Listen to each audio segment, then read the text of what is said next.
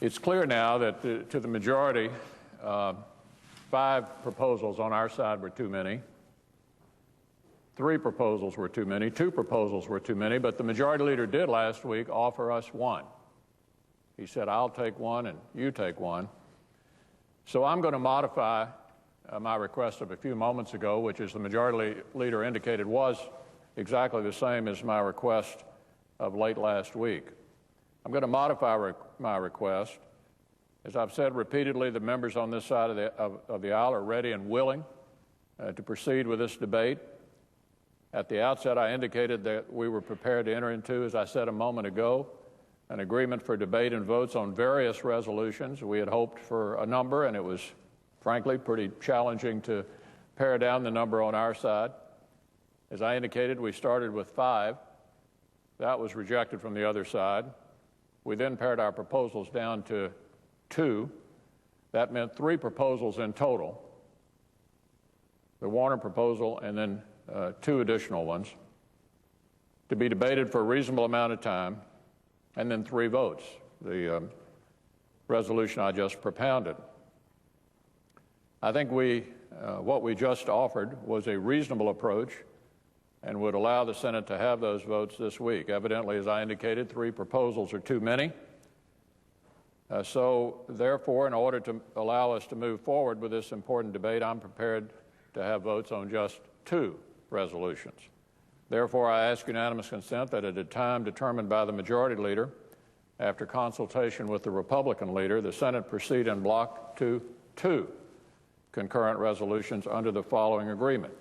S-Con Res 7, the Warner resolution, which is to be discharged from the Foreign Relations Committee, and Senator Gregg's amendment related to the funding and supporting our troops.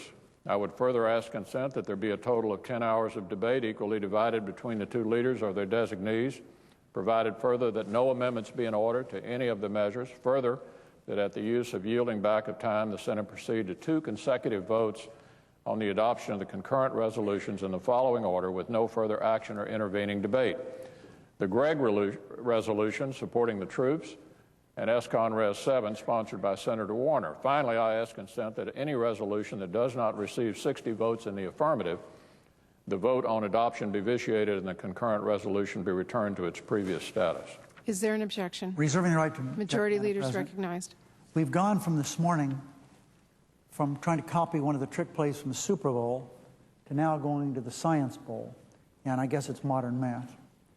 And we don't accept that, Madam President. What we demand for the American people is an up or down vote on the escalation of the war in Iraq. McCain, it's been filed. Let's vote on it. Let's vote on Warner. That's our proposal. We haven't wavered from that. We will not waver from that. That is what the American people demand, and ultimately they will get. I object. Madam. Objection is heard. Madam President.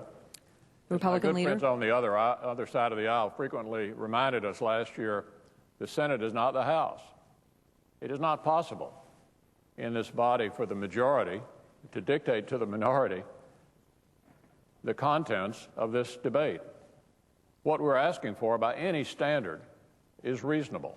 One alternative, just one, to the proposal that my good friend, the majority leader, is seeking to get a vote on.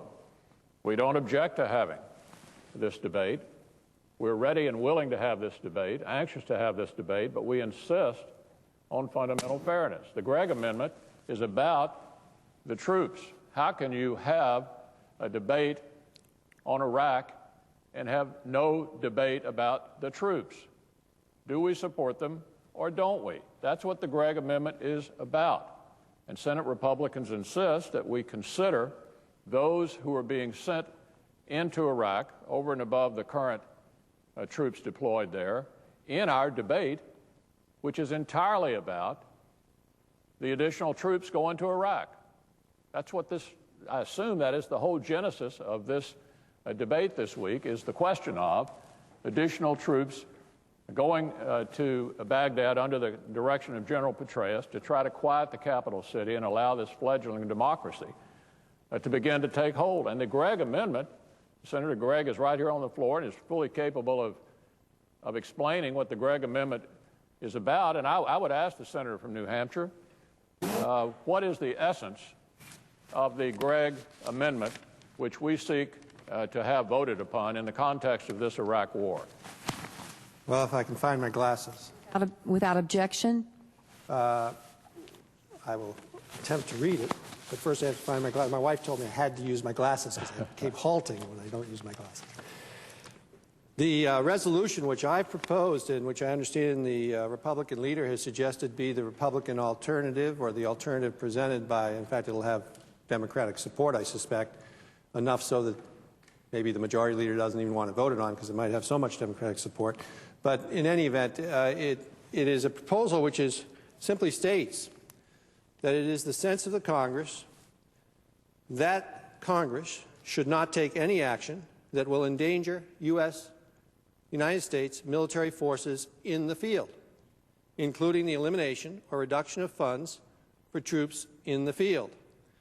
As such action, with respect to funding, would undermine their safety or harm their effectiveness in pursuing their assigned missions.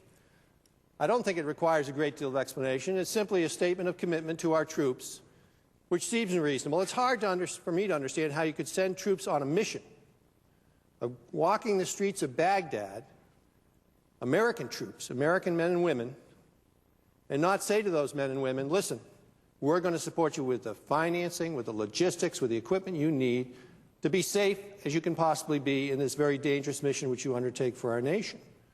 And that's all it says. And I can't understand why the other side isn't willing to allow a vote on that. If they want to vote on the Warner Amendment, it just doesn't make any sense.